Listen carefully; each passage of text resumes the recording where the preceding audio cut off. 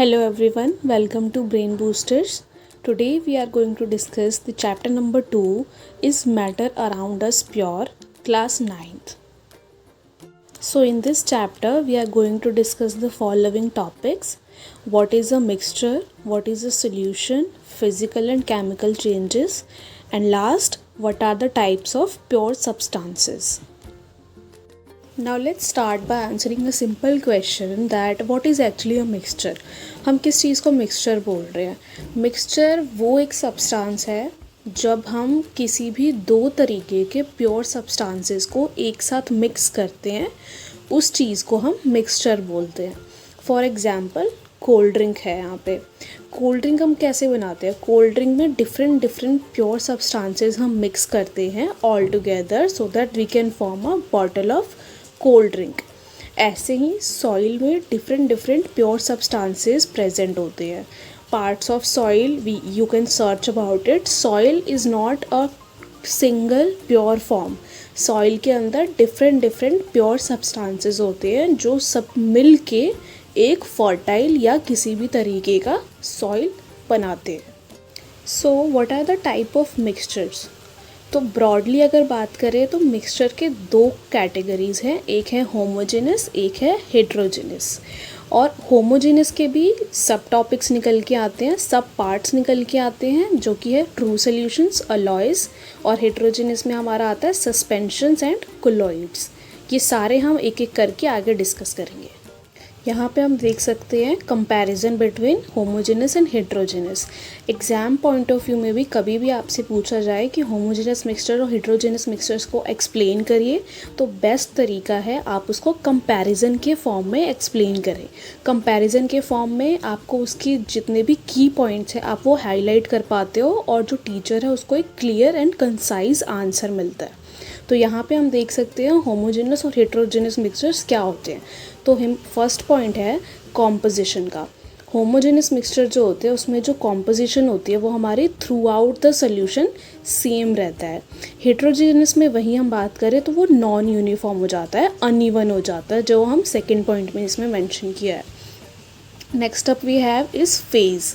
अब होमोजेनस क्योंकि हमने बोला है कि कॉम्पोजिशन सिंगल है, यूनिफॉर्म है, इसका मतलब फेज़ भी एक ही होगा, अलग अलग फेजेस नहीं होंगे. अलग अलग फेजेस क्यों होते हैं? जब जो पार्टिकल्स होते हैं वो डिज़ोल्व नहीं हो पाते हैं और वो रेस्टिंग फेज में जाने के बाद सस्पेंड हो जाते हैं नीचे. इसकी वजह से हमारे फेजेस बन जाते हैं different and that is why homogeneous में हमारे कोई फेजेस नहीं होते, या सिंगल फेज हम कह सकते हैं, और हेट्रोजेनस में हमारे दो या दो से ज़्यादा फेजेस निकल के आते हैं डिपेंडिंग ऑन किस तरीके के पार्टिकल्स उसमें डिज़ोल्व किए गए हैं.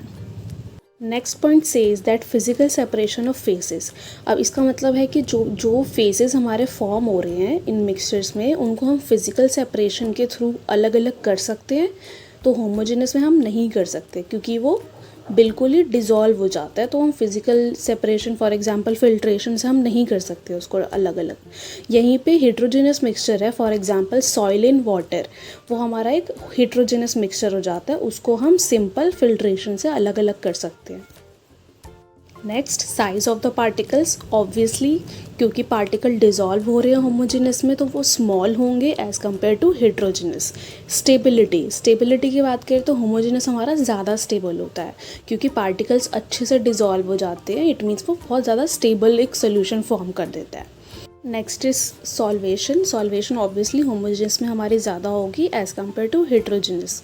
पार्टिकल्स नॉट विजिबल क्योंकि वो पूरा मिक्स हो जाता है, एक दूसरे में डिज़ोल्व हो जाता है, इस वजह से बिल्कुल भी विजिबल नहीं होते हैं, और हेट्रोजेनस में मोस्टली विजिबल होते हैं. Next up we have physical properties. तो होमोजेनस में सेम होगा.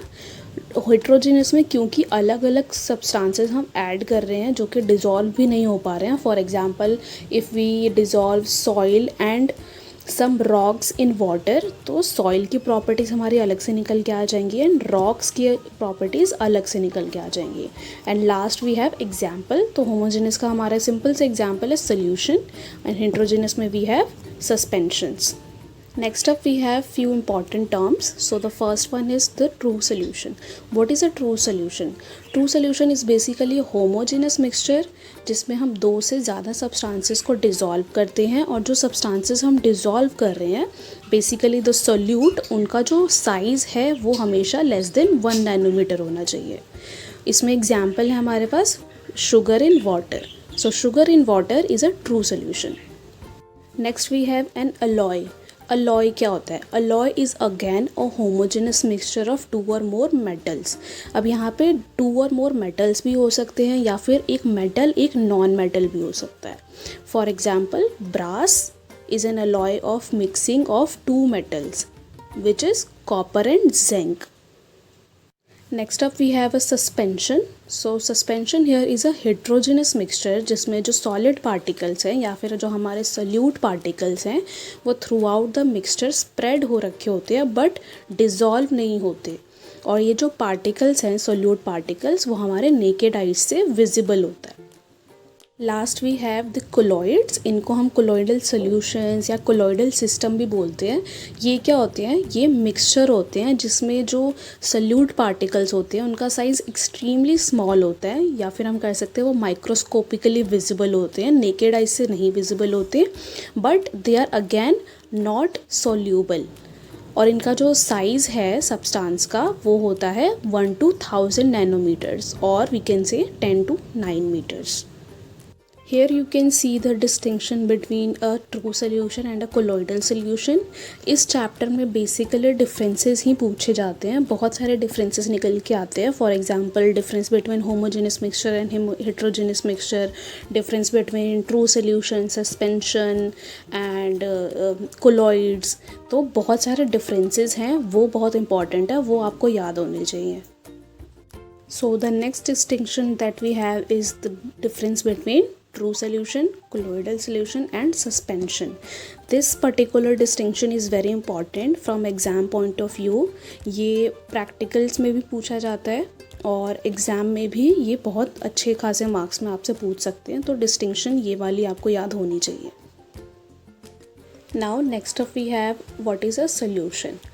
So solution basically it is a homogeneous mixture. Homogeneous mixture को हमने पहले क्या डिफ़ाइन किया था? जब किसी मिक्सचर में टू और मोर सब्सटेंसेस प्रेजेंट होते हैं जो कि कम्प्लीटली डिज़ोल्व होते हैं.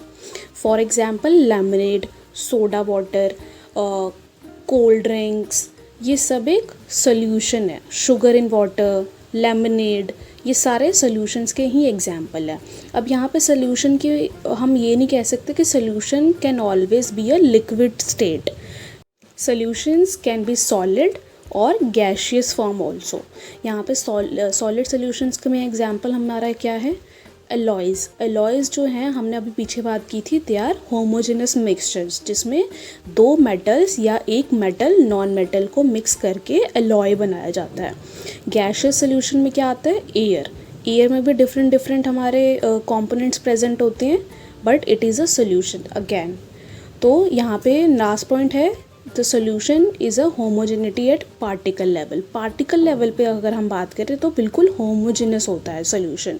For example lemonade taste the same throughout. अब लेमनेड ले, यहाँ पे लेमनेड ले ले या कोल्ड ड्रिंक ले ले, कोई भी एक ड्रिंक ले ले.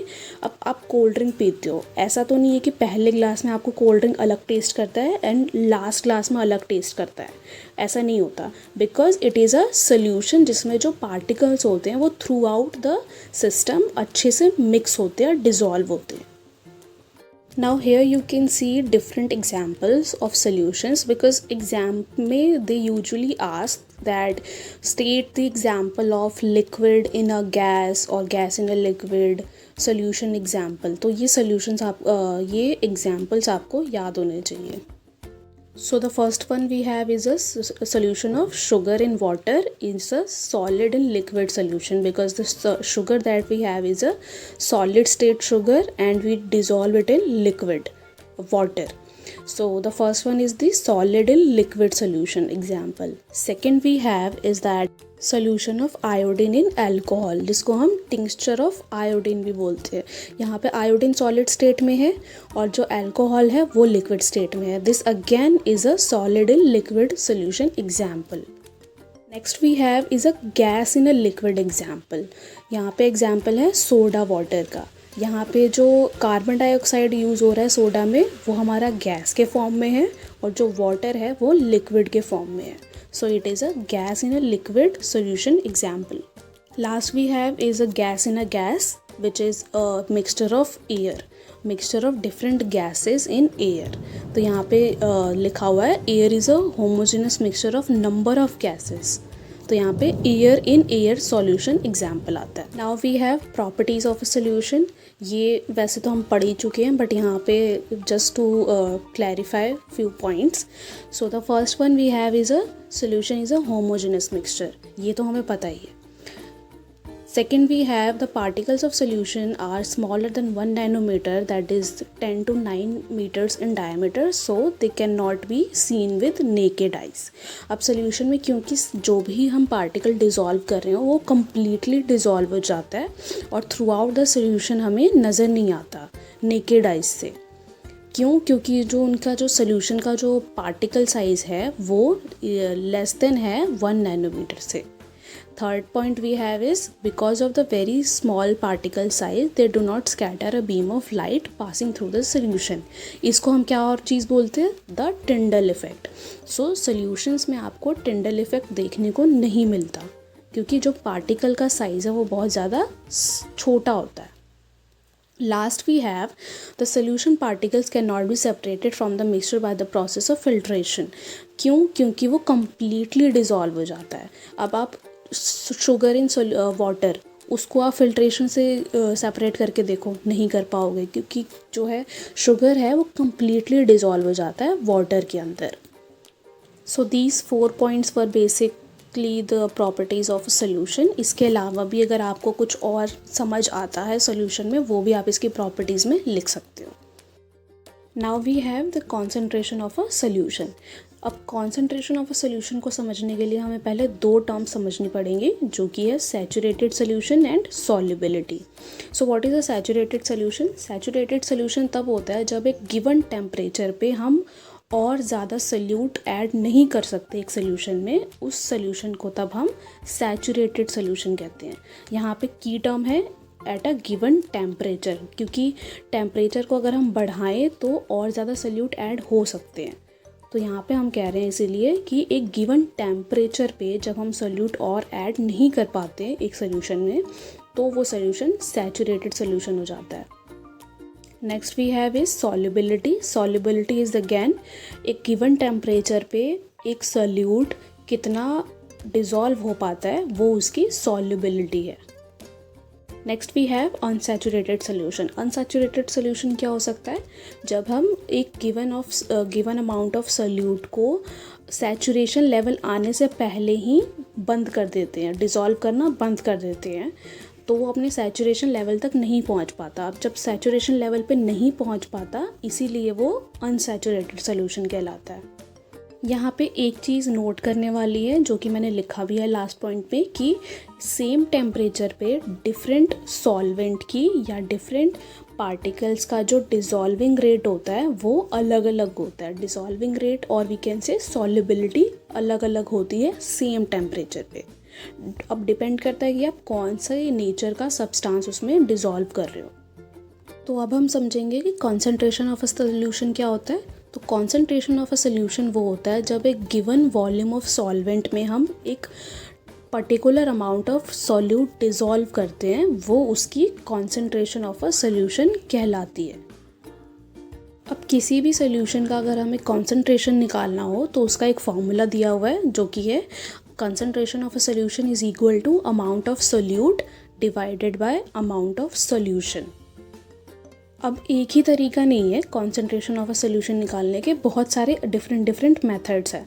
But according to the NCERT आपके बुक में 2 मेथड्स प्रेजेंट है जिसमें first one is we have mass by mass percentage of a solution, जिसका फॉर्मूला आपके सामने है, mass of solute upon mass of solution into 100।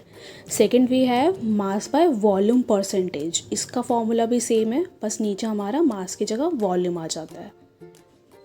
तो ये दो फार्मूलाज जो हैं वो बहुत इंपॉर्टेंट है, बिकॉज़ इन दोनों फार्मूलाज के बेसिस पे आपसे न्यूमेरिकल्स भी पूछा जा सकता है। तो इसके न्यूमेरिकल्स की प्रैक्टिस आप ज़रूर कर लें, क्योंकि इसमें जो न्यूमेरिकल्स है बहुत ही इजी और बहुत ही अच्छे खासे मार्क्स में पूछा जाता है। तो ये जो पोर्शन है वो बहुत ज़्यादा स्कोरिंग हो जाता है। So this is it for today, और बचे हुए बाकी टॉपिक्स हम अगली वीडियो में करेंगे। सो तब तक के लिए अगर आपको कोई डाउट है, कोई भी क्वेरी है, आप मुझे कमेंट सेक्शन में कमेंट करके पूछ सकते हो। Thank you.